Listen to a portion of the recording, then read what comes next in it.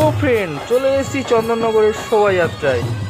কি সুন্দর দেখতে লাগছে দেখো, নামেও সৌন্দর্য, দেখতেও সুন্দর, জাস্ট ওয়াও।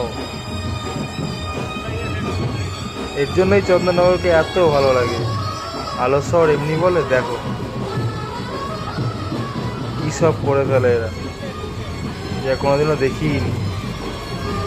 দেখো আর একটা,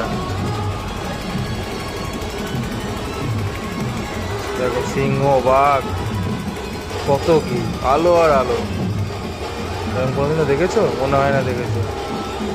সব চন্দননগরেই দেখা যায়, জাস্ট ওয়াও।